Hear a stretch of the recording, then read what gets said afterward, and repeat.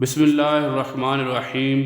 آج میں آپ کو نبی کریم صلی اللہ علیہ وآلہ وسلم کی جوانی اور آپ کی شادی کے بارے میں کچھ بتاؤں گا۔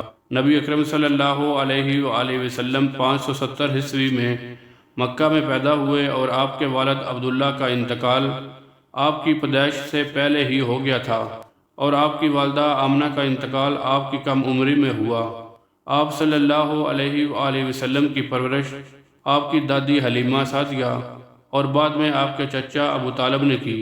جوانی میں آپ صلی اللہ علیہ وآلہ وسلم کو الامین کے لقب سے نوازا گیا۔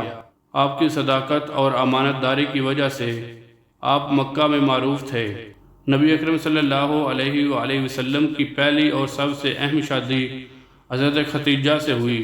ختیجہ مکہ کی ایک معزز خاتون تھی۔ آپ صلی اللہ علیہ وآلہ وسلم کی عمر 25 سال تھی، جبکہ ختیجہ کی عمر 40 سال تھی۔ ختیجہ نے آپ صلی اللہ علیہ وآلہ وسلم کی سچائی اور امانت داری کو دیکھ کر ان سے شادی کی۔ ختیجہ نے نبی اکرم صلی اللہ علیہ وآلہ وسلم نے نبوت کے ابتدائی دنوں میں بھرپور حمایت کی اور اسلامی دعوت کو مضبوط کرنے میں اہم کردار ادا کیا۔ یہ نکاح نبی اکرم صلی اللہ علیہ وآلہ وسلم کی زندگی کا ایک اہم حصہ ہے جو محبت، ایمانداری اور حمایت کی علامت ہے۔ دوستو، اس طرح کی اسلامک ویڈیو دیکھنے کے لیے ہمارے چینل کو ضرور سبسکرائب کریں اور ویڈیو کو شیئر کریں۔ جزاک اللہ۔